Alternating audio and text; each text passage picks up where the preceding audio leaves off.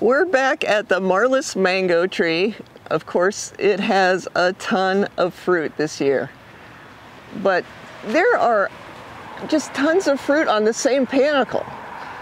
So this is a good opportunity to thin your fruit. Some of the fruit on this panicle, the tree has already cut off support to.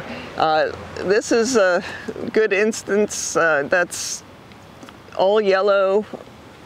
These smaller ones, it's chosen to support these larger fruit instead. Still, even with taking the yellow ones off, we have 7 fruit on this one panicle. Now Marlis fruit gets to be pretty big, so 7 fruit is too many. So I'm just going to take off some of these smaller fruit. So I'm leaving 4, that's really too many also, but I'm just going to let the tree decide which of these fruit it's going to support. Now, with the yellow fruit, you can just sort of shake the panicle and they will come down. A lot of times that happens. We've got some fruit way up here, so I'll just shake with a picker.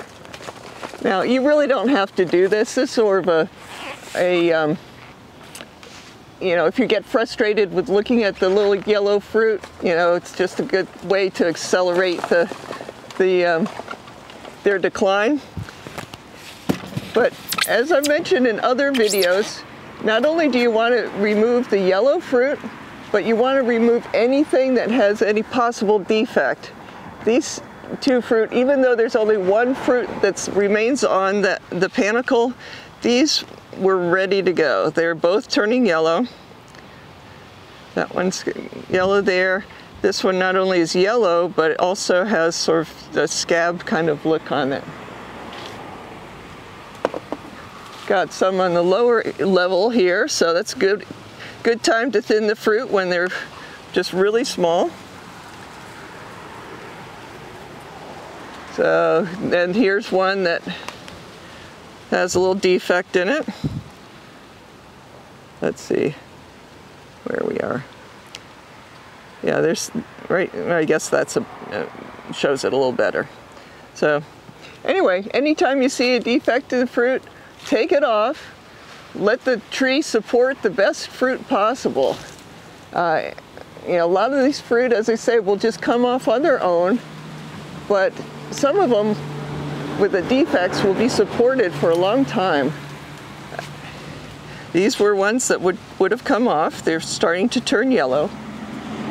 Now, a good windstorm, if a windstorm came through, there'd be tons of small fruit on the ground.